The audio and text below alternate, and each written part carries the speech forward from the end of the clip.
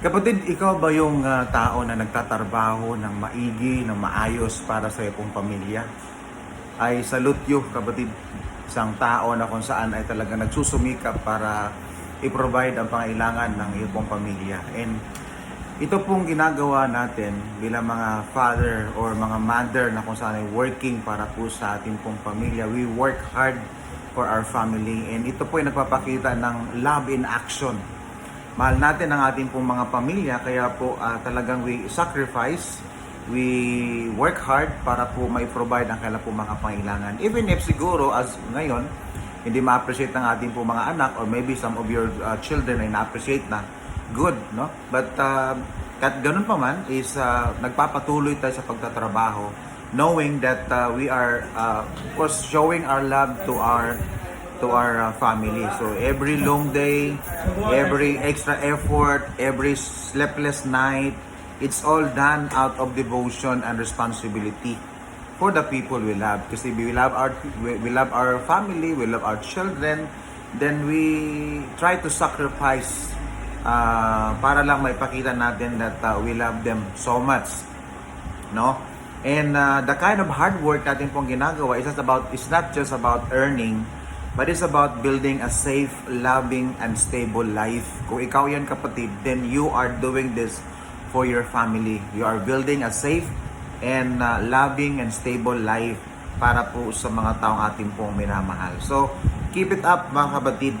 And ang sabi po ng Colossians chapter 3 verse 23, sabi niya, whatever you do, work at it with all your heart as working for the Lord, not for human masters. So this verse reminds us that hard work, when done with love and integrity, is not wasted. It is holy work. Yung ginagawa natin, yung ating pong pagpapagal, pag talagang you work hard, is is a holy work.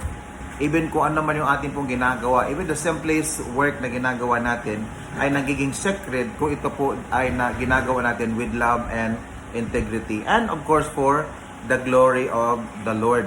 Sabi pa nga sa 2 Timothy chapter 2 verse 6, the hard-working farmer, even if you are not a farmer, should be the first to receive a share of the crop. So, ito po ang sinasabi ng Panginoon, your labor is not in vain, mga kapatid. So, yung hard work po natin for our family is not in vain.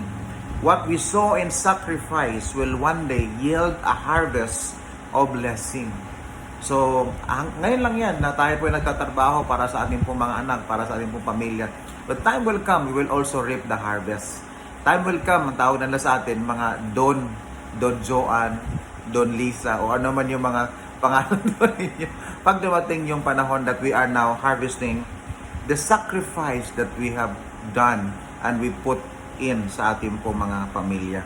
So, I want to encourage you, mga kapatid, this morning, that ang sabi ng Panginoon, your work is more than a job. It's a ministry of love. Keep going.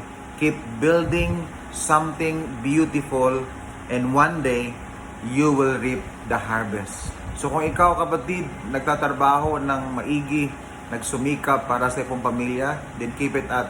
Keep it up.